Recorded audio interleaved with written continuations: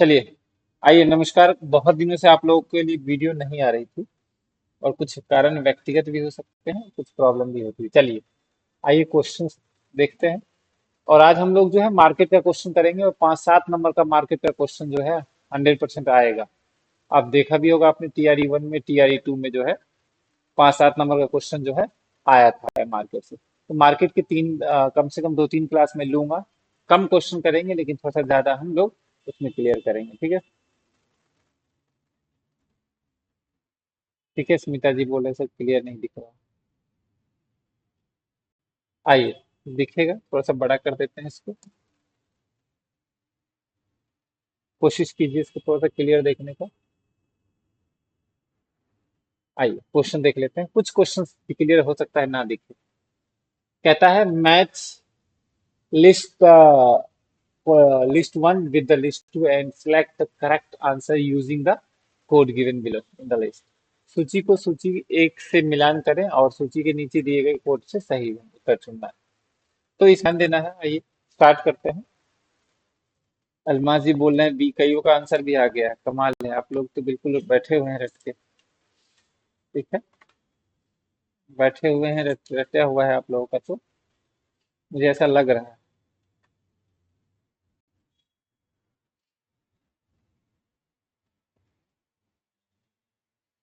ठीक है, चलिए पहला हम देख लेते।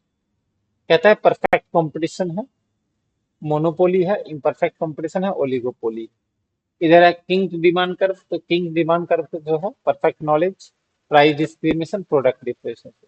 अब देखिए, प्राइस डिस्क्रिमिनेशन जो होता है वो मोनोपोली में होता है, एकाधिकार में होता है। प्रोडक्ट डिफरेंशिएशन, वस्तु विभेद जो होता है वो होता है मोनोपोलिस्टिक में। मोनोपोलिस्टिक में तो यही आ जाएगा, मोनोपोलिस्टिक। इम्परफेक्ट कंपटीशन को बोलेंगे मोनोपोलिस्टिक। ठीक है ना, डिफरेंशिएशन जो होता है। ठीक है, प्रोडक्ट डिफरेंशिएशन जो है होता है। और ओलिगोपोली आपका किंग डिमांड का संबंध इससे है। और परफेक्ट कंपटीशन में पूर्ण ज्ञान है, यानी फर्स्ट का सेकंड आ जाएगा।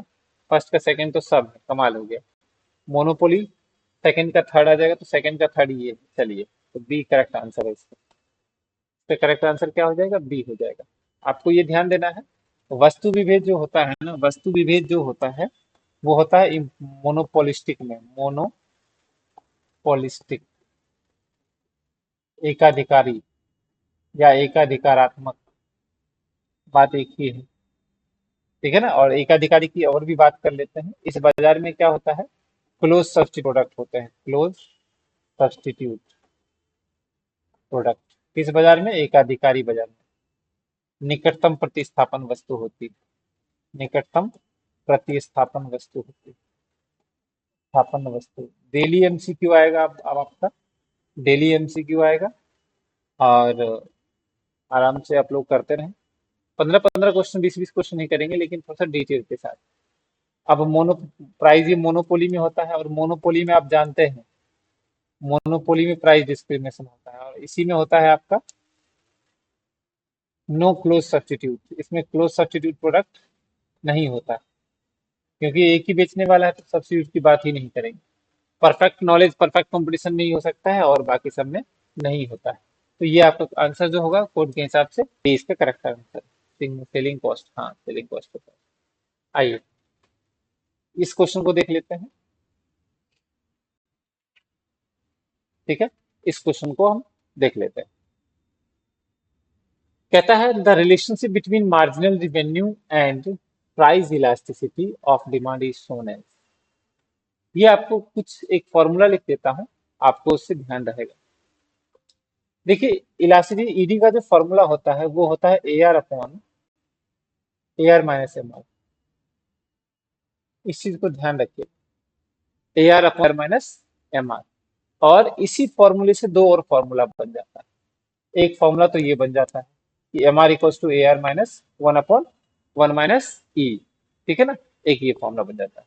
और दूसरा फॉर्मूला बनता है AR equals to MR E upon E minus 1। तो ये भी फॉर्मूला होता है। तो अगर आपसे पूछे कभी कभी क्वेश्चन इस तरह से घुमा के पूछ दे, तो कंफ्यूज मत होइएगा। इसी से ये दोनों बने, इसी फॉर्मूले से ये दोनों बना है। तो तीन फॉर्मूले आप ध्यान रखिएगा, इलास्टिसिटी डिमांड और कीमत में जो रिलेशन की बात करेगा तो तीन होगा। वो कौन कौन सा होगा तो ध्यान देना है। एक ये होगा, दूसरा होगा M R equals to A R one minus one upon E, दूसरा होगा A R equals to M R E upon E minus. तो ये ध्यान दीजिएगा, ये तीन फॉर्मूला कहीं लिख लीजिएगा। ये ध्यान, इसी फॉर्मूले से ये बना है। तो अगर आपको ये पता है और डिराइव करना आता है तो आप लोग आराम से कर सकते हैं। तो E D equals to A R upon A R minus M R आ जाएगा। ठीक है, आगे बढ़ते हैं। आगे बढ़े सर, मोनोपोली पावर क्या होता है? मोनोपोली पावर लर्नर ने दिया था, है ना। चलिए हम बात करेंगे आगे उसके। अभी मार्केट का 3-4 वीडियो आएगी, हम सारा कवर कोशिश करेंगे कि सारा कवर हो जाए। ध्यान दीजिएगा। अब ये क्वेश्चन देखिए, निम्न में से कौन सा संबंध नहीं है? निम्न में से कौन सा संबंध नहीं है, बताइए आप। अब इसका आंसर दीजिए। सॉरी, संबंध सही है, नहीं है, नहीं सही है। सही है बोल रहा हूं, बताइए कौन सा सही। आप लोग कमेंट करते रहें। कई लोग, अभी टाइम है हमारे पास करीब 30-40 दिन का, 40 दिन के टाइम में हम लोग बहुत डिवाइस कर सकते हैं। और कई लोग अभी भी हम लोगों से जुड़ रहे हैं, तो जो भी जुड़ रहे हैं वो आप लोग, सीधी सी बात है, आईओसी सुपर 50 का ऐप डाउनलोड कर लीजिएगा और वहां से आपको कोई समस्या होगी तो इस पे व्हाट्सएप कर दीजिएगा, वहां से आप हमसे जुड़ सकते हैं। फटाफट बताइए इसका आंसर क्या होगा। ए होगा, अच्छा। बी होगा, अभी मैंने बताया था A R upon A R minus M R, A R upon A R minus M R, ठीक है ना। A R upon A R minus M R, इसका बी करेक्ट आंसर। इसका जो है बी करेक्ट आंसर, ठीक है ना, बी करेक्ट आंसर। परी की दुनिया बोल रही है सर डी। देखिए आपका मोनोपोली है, आप कुछ भी बोल सकते हैं, ठीक है ना, लेकिन इसका करेक्ट जो आंसर होगा वो बी होगा। बी करेक्ट आंसर होगा, इसको लिख लीजिएगा कहीं, ठीक है, ये लिख लीजिएगा। आगे बढ़ते हैं। अब क्वेश्चन क्या है, which one of the following is the first most condition of any firm for determining its profit maximization?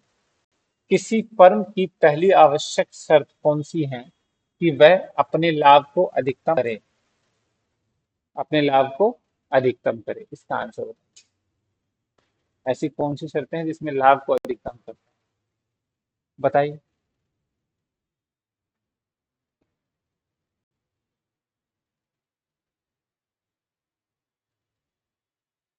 Monika बोल रहे थ्योरी भी रिवीजन करा दीजिएगा कभी कभी, अच्छा ठीक, साथ ही कर लेंगे थ्योरी, कोई दिक्कत नहीं।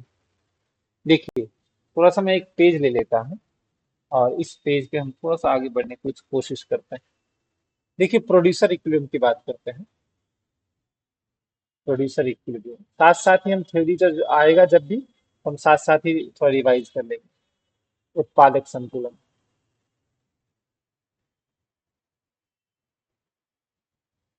और उत्पादक संतुलन या प्रॉफिट कमाने के लिए दो कंडीशन होनी चाहिए। एक तो M R equal to M C होना चाहिए और दूसरा है M C cut M R from below. Condition क्या है कि एम सी एम आर को नीचे से काटता,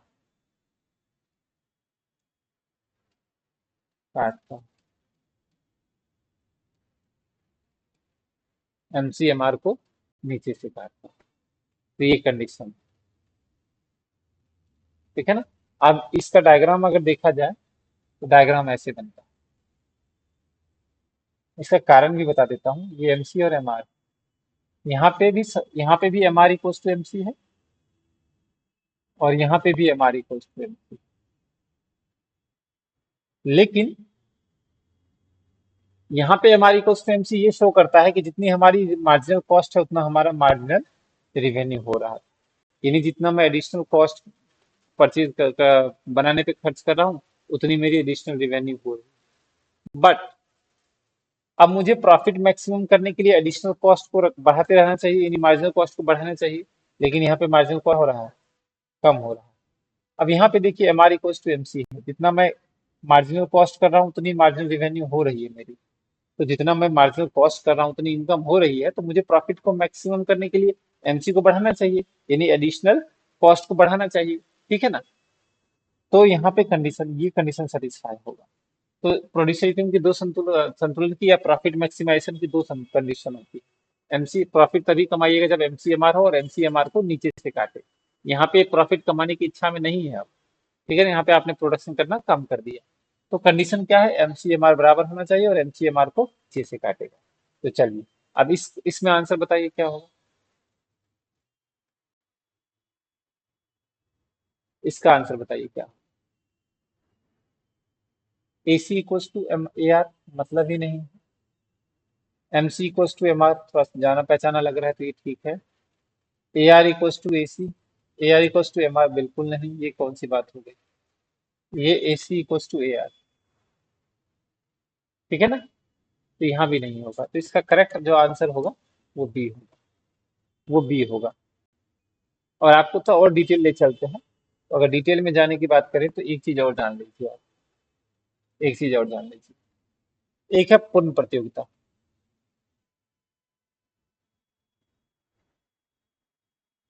पूर्ण प्रतियोगिता।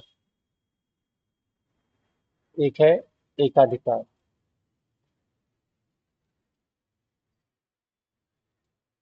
मोनोपोली। ये है परफेक्ट कंपटीशन।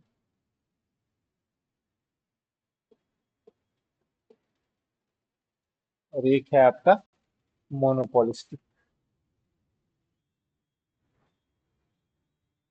मोनोपोलिस्टिक, एकाधिकारात्मक, या एकाधिकारी लिख के निकल जाता हूँ मैं, एकाधिकारात्मक ही बोलते हैं। अब इसमें एक चीज ध्यान दीजिएगा, एक होता है अल्पकाल, एक होता है दीर्घकाल। अल्पकाल शॉर्ट टर्म, है ना, शॉर्ट टर्म हो जाएगा, ये हो गया शॉर्ट टर्म। अब ध्यान दीजिएगा, शॉर्ट टर्म में जो है ना,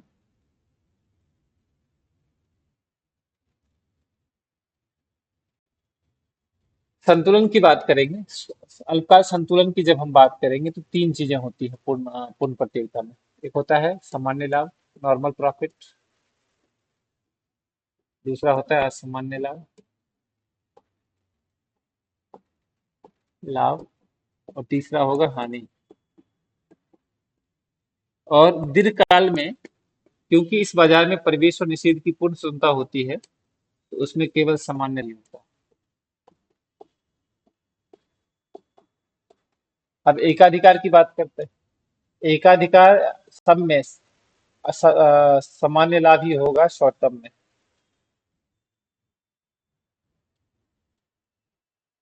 सामान्य लाभ, असामान्य लाभ सॉरी। और तीसरा होगा हानि। लेकिन लॉन्ग टर्म की जब भी बात करेंगे आप एकाधिकार में, क्योंकि आप लंबे समय तक अकेले हैं मार्केट में, लंबे समय तक अकेले हैं लॉन्ग टर्म में, तो एकाधिकार में लॉन्ग टर्म में क्या होता है, असामान्य लाभ होता है, असामान्य लाभ। और इस बाजार में भी प्रवेश और निषेध की पूर्ण स्वतंत्रता होती है। अल्पकाल में वही तीन कंडीशन, सामान्य लाभ, असामान्य लाभ और हानि। और तीसरा क्या होगा, हानि। लेकिन लॉन्ग टर्म की बात करेंगे दीर्घकाल में, तो इसमें केवल केवल क्या होगा, सामान्य लाभ होगा। ठीक है ना, सामान्य लाभ होगा। अब सामान्य लाभ कब होगा, जब हमारा ए आर ए सी बराबर हो। असामान्य लाभ कब होगा, जब हमारा ए आर ज्यादा हो ए सी से। हानि कब होगी, जब हमारा ए सी ज्यादा हो ए आर से, ए सी ज्यादा हो ए आर से। क्या होगा, ए सी ज्यादा हो ए आर से। नेक्स्ट,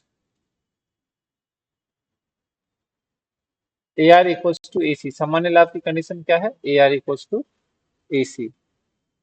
ठीक है ना, A R equals to A C आ जाएगा। लॉन्ग टर्म असामान्य लाभ की बात करेंगे तो यहाँ पे लिखेंगे ए आर ज्यादा होगा ए सी से, ए आर ज्यादा होगा ए सी से, वो हमारा क्या होगा, असामान्य लाभ होगा, वो हमारा क्या हो जाएगा, असामान्य लाभ। और यहाँ पे सामान्य लाभ की कंडीशन क्या है, यहाँ पे ए आर इक्वल टू। और आपको ये चीज ध्यान रखना है, इस हर केस में, इन सब में इन सब में साम्य की, इक्विलिब्रियम की जो कंडीशन होगी, साम्य यानी इक्विलिब्रियम की जो कंडीशन होगी, वो सब वो वाली जो है M R equal to M C, और एम सी एम आर को नीचे से काटे, M C cut M R from below, वो सब में अप्लाई होगा। तो एम सी एम आर वाला कंडीशन ये तो रहेगा ही रहेगा, वो सब में रहेगा, बाकी ये कंडीशन आ जाएगी सामान्य लाभ की। जैसे अगर आपसे पूछ दिया पूर्ण प्रतियोगिता में सामान्य लाभ कब होता है, जब A R equal to A C हो, ठीक है सर, और उसी time M R equal to M C भी दिया हुआ है, तो दोनों को हमें लगाना पड़ेगा, तो ये ध्यान देना, ठीक है। बाकी ये सामान्य लाभ असामान्य, ध्यान रखिएगा शॉर्ट टर्म में तीनों में सामान्य लाभ होता है, और लॉन्ग टर्म में सिर्फ एकाधिकार में असामान्य होता है, बाकी दोनों में क्या होगा, सामान्य लाभ होगा, ठीक है। तो ये है। तो इस क्वेश्चन में जब भी हम बात करेंगे, इस क्वेश्चन का जो है आपका क्या कह रहा है, किसी फर्म की पहली आवश्यक शर्त कौन सी होती है जिसमें वो अपने लाभ को अधिकतम करे, M R equal to M C, ठीक है ना, पहली कंडीशन तो इसकी यही है। चलिए आगे बढ़ते हैं, आया सबको समझ। नेक्स्ट, आराम से चिल हो गए, समझिए। अभी मैं जितनी भी टाइम बचा हुआ है उसमें डेली क्वेश्चन आएगा, उसके साथ साथ टॉपिक डिस्कस करेंगे। Which one of the following is correct for oligopoly market, अल्पाधिकार बाजार के लिए क्या सही है। तो आइए थोड़ा सा अल्पाधिकार के बारे में जान लेते हैं, फिर हम बात करेंगे। अल्पाधिकार, ओलिगोपोली, ओलिगोपोली। देखिए अल्पाधिकार में क्या होता है, अल्पाधिकार में कुछ बड़ी फर्में होती हैं, चंद बड़ी फर्में होती है, पहली बात, है ना। विकुंचित मांग वक्र होता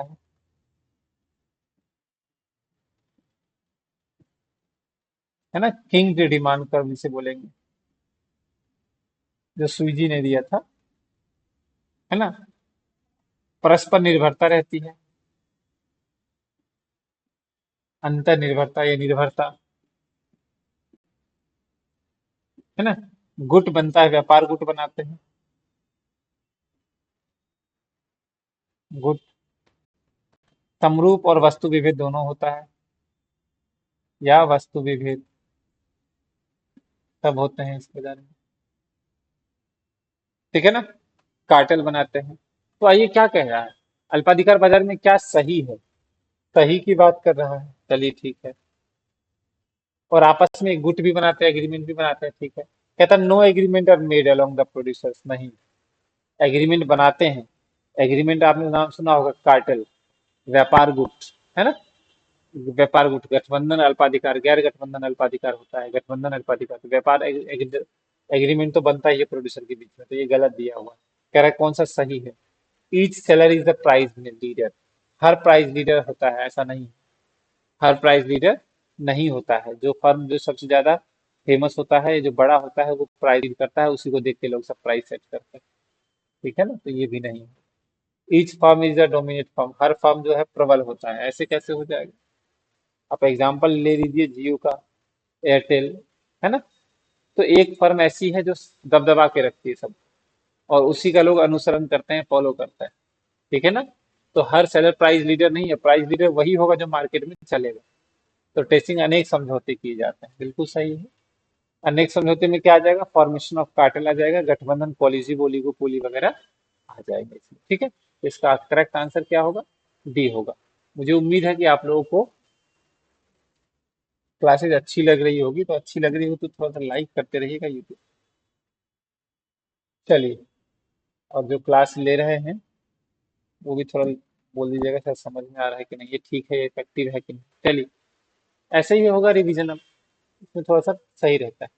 the monopolistic is price maker, monopolistic, monopolistic एकाधिकारी कीमत निर्धारक होता है, ठीक है। क्योंकि एकाधिकारी में क्या होता है, विक्रेता की वस्तु में क्या होती है, अलग अलग होती है, ठीक है ना। प्रत्येक विक्रेता की वस्तु क्या होती है, अलग अलग होती है। तो जैसे साबुन बनाने वाली कंपनियां हैं हमारे इंडिया में, लक्स हो गया, डिटॉल हो गया, डव हो गया, पियर्स हो गया, है ना, लाइफबॉय हो गया, खुजली वाला मार्गो हो गया। तो बहुत सारे। एकाधिकार कीमत निर्धारक जो हो गया, वो आपका क्या होगा, एकाधिक कीमत निर्धारक जो होगा, कीमत निर्धारण करता है, ठीक है। In equilibrium for the monopolistic price equals to MC. Monopolist में, एकाधिकारी में प्राइस ज्यादा होता है एमसी नहीं, ये गलत दिया हुआ, ये गलत दिया हुआ। इसका आंसर बताइए क्या होगा।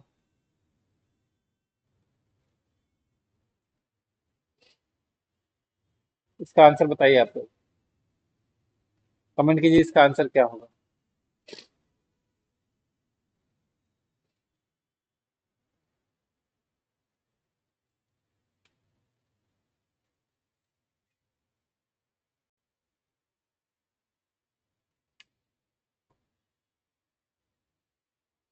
सी करेक्ट आंसर होगा, है ना। सी इसका क्या होगा, करेक्ट आंसर। चलिए नेक्स्ट देखिए, कहता है मूल्य विभेदीकरण, price discrimination, price discrimination,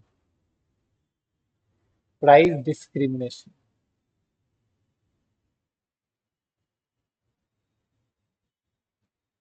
price discrimination, मूल्य विभेदीकरण। और मूल्य विभेदीकरण किस में होता है, मोनोपोली में होता है, ठीक है सर। कहता है किस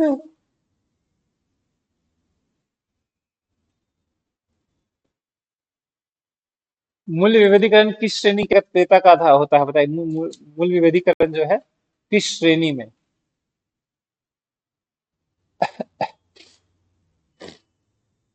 मूल्य विभेदीकरण की किस श्रेणी के अंतर्गत क्रेता का उपभोक्ता अतिरेक अनुपस्थित रहता है।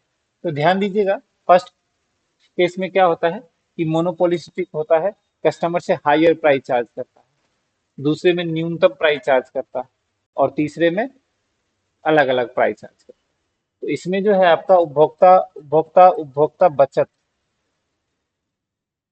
बचत शून्य होगा। यहाँ पे द्वितीय चरण में उपभोक्ता बचत होती है, होती है, ठीक है ना। तो कह रहा है, क्या कह रहा है, क्रेता अंतर्गत उपभोक्ता अतिरेक वो अनुपस्थित रहता है, तो अनुपस्थित पहले में रहेगा, अनुपस्थित जो है फर्स्ट वाले में रहेगा, ठीक है। प्रथम श्रेणी का मूल्य विभेदीकरण, परिधि जी बोल रही है कि सर क्लास 8 बजे कर दीजिए। अच्छा कर दो। ओ,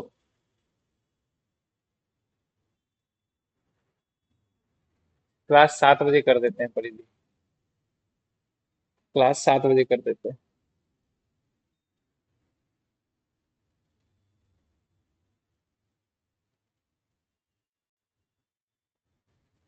चलिए, monopsony is a market situation where there are, कहता है क्रेताधिकार वह बाजार स्थिति है जहां पर होते हैं। बताइए इसका आंसर फटाफट बताइए आप। मोनोपसोनी, मोनोपोली तो होता है जहां पे एक बेचने वाले हो, बहुत सारे खरीदने वाले हो, इसका होता है मोनोपोली, मोनोपसोनी। मोनोपसोनी क्या होगा, क्रेताधिकार का मतलब एक ही बेचने वाले हो, सॉरी एक ही खरीदने वाले हो, क्रेता एक ही हो और बेचने वाले बहुत सारे हैं। तो one buyers and one sellers, नहीं, one buyer many seller, B correct इसका आंसर होगा। पवन कुमार जी बोल रहे हैं सर ए। हाँ स्मिता जी, आपकी समस्या को देख के ही 7 बजे क्लास रखी गई है। चलिए बताइए फटाफट इसका आंसर क्या होगा, वन बायर मेनी सेलर। इसका करेक्ट आंसर होगा बी, बी करेक्ट आंसर होगा, ठीक है ना। इसका बी करेक्ट आंसर होगा। क्लियर है। वैसे सोचिए प्रैक्टिकली मोनोपोसोनी होता कहाँ होगा, जहाँ पे एक ही खरीदने वाले हैं और बेचने वाले बहुत, सॉरी बेचने वाले बहुत सारे हैं। समझ में नहीं आ रहा, है ना। वैसे प्रैक्टिकली एग्जिस्टेंस का मतलब ही नहीं। ठीक है ना। प्रैक्टिकली अगर इसकी एग्जिस्टेंस की बात करें तो मतलब ये संभव नहीं। चलिए आइए आगे बढ़ते हैं। Many buyers and many sellers तो होगा। नेक्स्ट। नेक्स्ट देखते हैं। निम्न में से किस बाजार स्वरूप के समूह पर वस्तु विभेद लागू होता है? निम्न में से किस बाजार स्वरूप के समूह पर वस्तु विभेद लागू होता है? देखिए, वस्तु विभेद वस्तु विभेद एकाधिकार में तो होगा नहीं, क्योंकि एकाधिकार में तो एक ही बेचने वाला है ना। एकाधिकार नहीं होगा। उसके बाद है एकाधिकारिक प्रतियोगिता, अल्पाधिकार और क्रेताधिकार। पूर्ण प्रतियोगिता में तो समरूप वस्तु होती है, तो वस्तु विभेद लागू तो होगा देवी। पूर्ण प्रतियोगिता जहां भी है वहां सब काट दीजिए, मतलब ही नहीं। तो बचा क्या? बचा भी एकाधिकारिक प्रतियोगिता, अल्पाधिकार और क्रेता अधिकार। ठीक है ना। तो यहाँ पे आपका बी बचेगा, तो बी इसका करेक्ट आंसर है। वैसे भी सोचिए, वस्तु विभेद जो होता है एकाधिकार में तो होता नहीं, पूर्ण प्रतियोगिता में होगा नहीं, तो दो ऑप्शन तो ऐसे ही कट रहा है। ठीक है ना। एकाधिकार प्रतियोगिता, अल्पाधिकार और क्रेता अधिकार में होगा, यानी बी इसका क्या होगा? Correct answer. ठीक है, बी करेक्ट आंसर होगा। देखिए, अल्पाधिकार में क्या होता है ना, वस्तु समरूप भी हो सकती है और वस्तुएं अलग अलग भी हो सकती है। तो दोनों कंडीशन होती है अल्पाधिकार में। अल्पाधिकार में दोनों कंडीशन होती है। एकाधिकार में तो पॉसिबल ही नहीं है। एकाधिकार में और पूर्ण प्रतियोगिता बाजार में, पूर्ण प्रतियोगिता में तो समान वस्तु होती है। एकाधिकार में क्या होता है? एकाधिकार में जो है आपका एक ही बेचने वाला है, तो वस्तु विभेद उसमें क्या रहेगा? चलिए, तो बी करेक्ट आंसर था इसका। आगे बढ़ते हैं। कहता है बाजार की वह कौन सी दशा है जिसमें फर्म ही उद्योग होता है? कमाल हो गया। अब देखिए, पूर्ण प्रतियोगिता की बात कर लीजिए पहले। पूर्ण प्रतियोगिता में क्या होता है? परफेक्ट कंपटीशन में क्या होगा? क्योंकि इसमें असंख्य होता है, तो कीमत का निर्धारण कौन करता है? कीमत उद्योग द्वारा निर्धारित किया जाता है, निर्धारित करता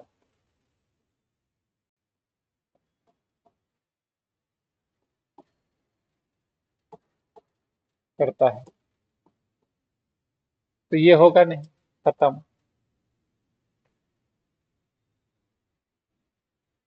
फर्म ही उद्योग होता है। फर्म ही उद्योग किस में होगा?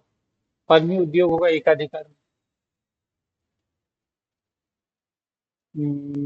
मेरे में क्वेश्चन भी नहीं आता है, आंसर आ जा रहा है। अच्छा।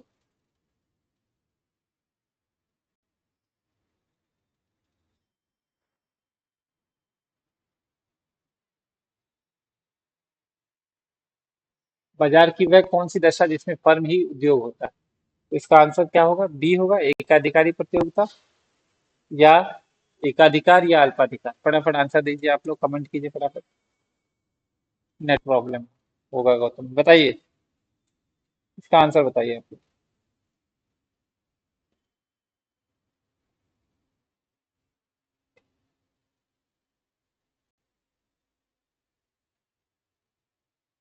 इसका आंसर बताइए। यही होगा, ठीक है। अकेला है तो उद्योग भी वही है, फर्म भी वही है। ठीक है, इसका करेक्ट आंसर होगा। ठीक। आगे बढ़ते हैं। एक फर्म को अल्पकाल में उत्पादन बंद कर देना चाहिए। उत्पादन बंद कर रहा है। एक तो उत्पादन बंद करने का जो पॉइंट आता है वो होता है ABC equals to greater than P, sorry, P greater than ABC.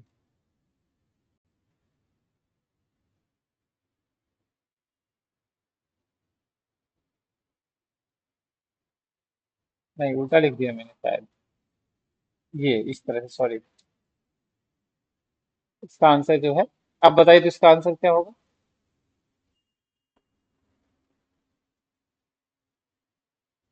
Price नहीं, नहीं, ये ठीक है। Price greater than ABC. हाँ, इसका आंसर बताइए क्या होगा?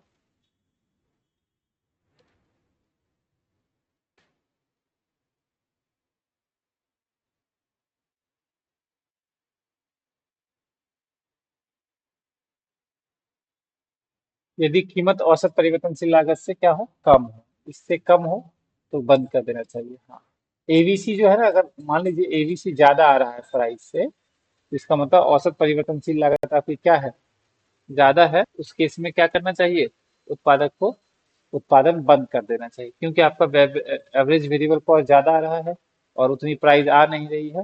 फर्म को क्या करना चाहिए, उत्पादन को बंद कर देना चाहिए। ठीक है, यहाँ तक आगे बढ़ते हैं।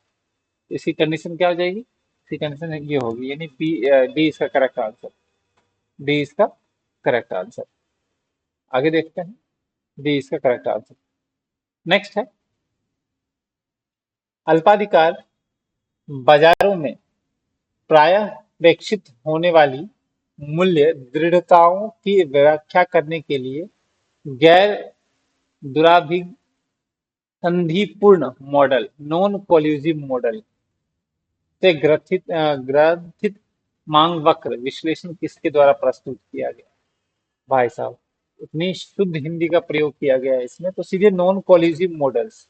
तो नॉन कोल्यूसिव मॉडल जो है, आप ध्यान रखिएगा, वो ओलिगोपोली का है, ओलिगोपोली। और ओलिगोपोली में जो नॉन कोलिजिव होता है, उसमें डिमांड कर्व जो होता है, वो किंग डिमांड कर्व होता है, किंग डिमांड कर्व, यानी विकुंचित मांग वक्र होगा, विकुंचित,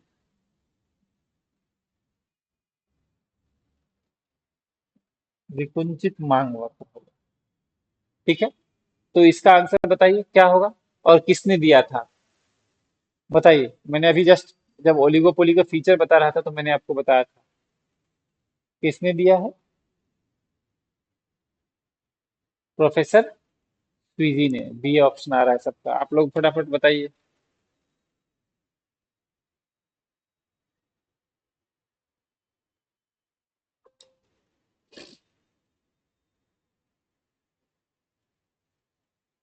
बी, ठीक है। तो विकुंचित मांग वक्र जो होगा, वो किसका दिया हुआ है, प्रोफेसर सूजी का दिया है। और ये भी ध्यान रखिएगा, प्रोफेसर सूजी का जो किंग डिमांड कर्व होता है, वो किसमें होगा, नॉन कोलिजिव में ही होगा। वो किसमें होगा, नॉन कोलिजिव में होगा, कोलिजिव में नहीं होगा।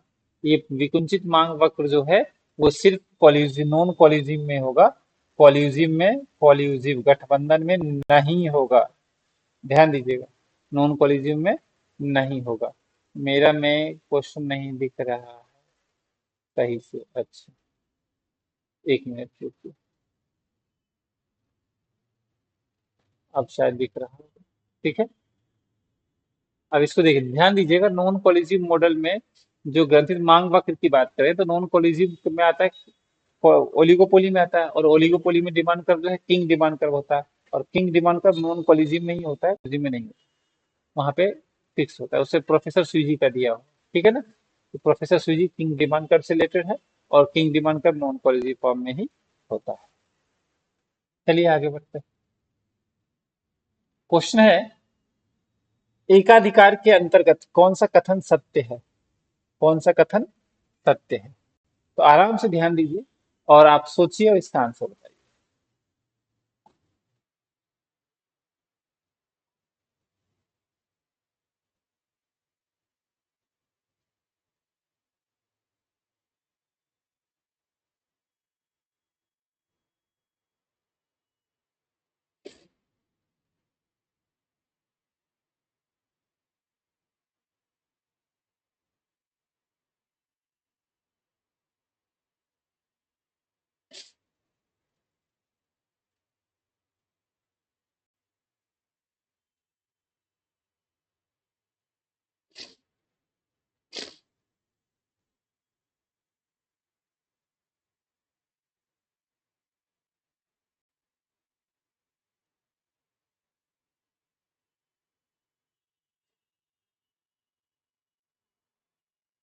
कई लोग बोल रहे हैं ए।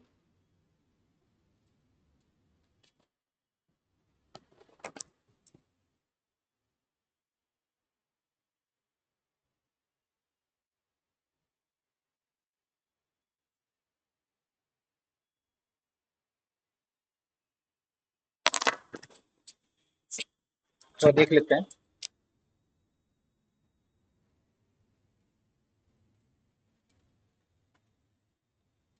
ए R equals to M R होता है, इक्वल्स टू प्राइस, किसमें? पूर्ण प्रतियोगिता में। और ये बात ध्यान दीजिएगा कि ए आर को ही बोलते हैं मांग वक्र। तो अगर मांग वक्र बोल ऐसा होता है तो पूर्णतः बेलौदार, परफेक्टली इलास्टिक होता है। परफेक्टली इलास्टिक का मतलब होता है ईडी इन्फिनिटी। दूसरा है एकाधिकार, ये ए आर है और ये एम आर, ये एकाधिकार में होता है, मोनोपोली में। डिमांड कर्व कैसा होगा ध्यान रखिएगा, ये अधिक लोचदार होता है, सॉरी कम लोचदार होता है, कम लोचदार। किससे? इसकी तुलना में, किसकी तुलना में? एकाधिकारी मोनोपोलिस्टिक की तुलना में। कारण क्या है? मोनोपोलिस्टिक में निकटतम प्रतिस्थापन वस्तुएं होती, जिसकी वजह से इसकी मांग की लोच अधिक लोचदार होगी। इस तरह से स्टीपर होता है, फ्लैटर स्टीपर का नाम सुने होंगे। इस डायग्राम में थोड़ा सा उठा हुआ है, तो कम लोचदार, इसमें अधिक लोच। ठीक है। अब बता रहे हैं कि क्या कह रहा है, एकाधिकार की बात कर रहा है। एकाधिकार में क्या होगा? एकाधिकार में ए आर ज्यादा होगा एम आर। और सेम कंडीशन इसमें भी है, एकाधिकारी में भी ए आर ज्यादा होता है एम आर से। और आप ध्यान रखिएगा, एक पूर्ण प्रतियोगिता बाजार में ए आर एम आर बराबर होता है। तीनों बाजार से कभी भी इस तरह से क्वेश्चन पूछेगा तो आप आराम से कर सकते हैं, कोई दिक्कत नहीं है। मांग की लोच भी अगर पूछ दिया तो आ जाएगा। तो ये आपकी कंडीशन पूर्ण प्रतियोगिता बाजार में होती है, ये कभी नहीं होती। ठीक है ना। A R equals to M R equals to one, ये क्या है समझ में नहीं आया, तो ये इसका आंसर जो है ये ए आ जाएगा। इसका क्या मतलब? तो ए इसका करेक्ट आंसर है, बी नहीं। ए इसका करेक्ट आंसर है। ठीक है। और सबने ए आंसर दिया है, आप लोग बहुत मेहनत कर रहे हैं। चलिए, दो तीन क्वेश्चन और करेंगे। आइए विकुंचित मांग वक्र की बात करते हैं, तो वो है king demand curve. King demand curve, और मैंने आपको बोला कि किंग डिमांड कर्व कहाँ होता है? वो होता है नॉन कोलिजिव ओलिगोपोली में। नॉन कोलिजिव ओलिगोपोली में, नॉन कोलिजिव ओलिगो, गैर गठबंधन, गैर समझौते वाले में, गैर समझौते वाले में। अब मेरी तबीयत ठीक नहीं थी, लेकिन मैंने बहुत दिनों से क्लास बंद किया हुआ था, और आज क्लास लेना बहुत जरूरी था। ठीक है। चलिए,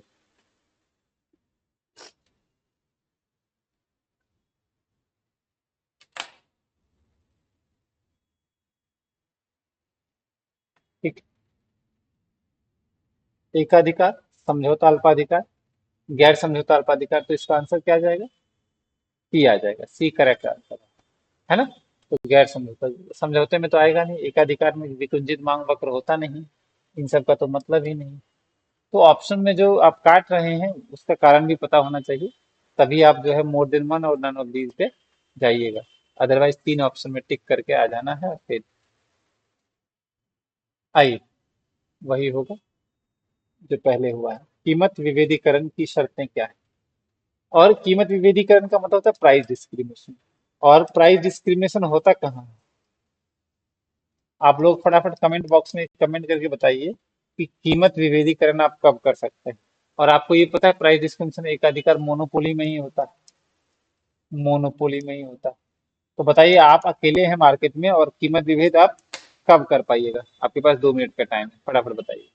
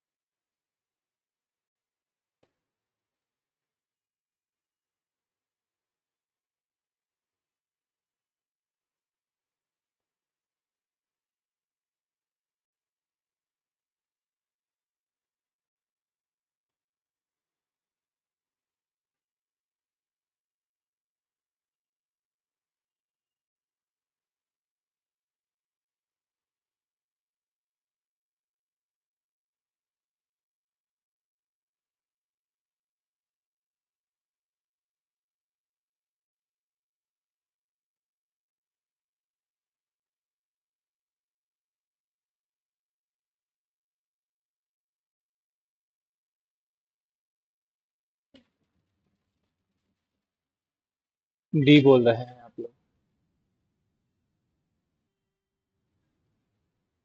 देखिए, प्राइस डिस्क्रिमिनेशन की कंडीशन ये तभी हो पाएगी जब अब मार्केट अलग हो। बिल्कुल सही है, डिफरेंट मार्केट होना चाहिए।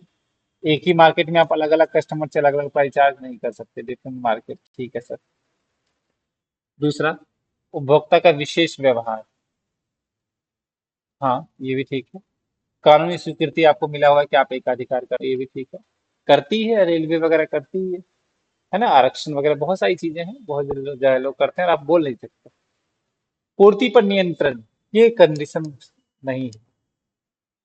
तो एकाधिकार की कंडीशन होती है कि जब आप, उपभोक्ता में कोई संपर्क नहीं होना चाहिए, बाजार अलग होना चाहिए, मार्केट अलग होना चाहिए, उपभोक्ता में संपर्क नहीं होना चाहिए, और कानूनी तौर पर आपको अगर स्वीकृति मिली हुई है तो आप एकाधिकार कर सकते हैं, मतलब कीमत विभेद कर सकते हैं। तो जो भी लोग हम लोग हमें जो है यूट्यूब पे देखते हैं वो चैनल को जरूर सब्सक्राइब कर दें। इतना क्वेश्चन हम करेंगे, और बाकी आप लोगों के लिए जो है नेक्स्ट क्लास में बाकी क्वेश्चन हम लोग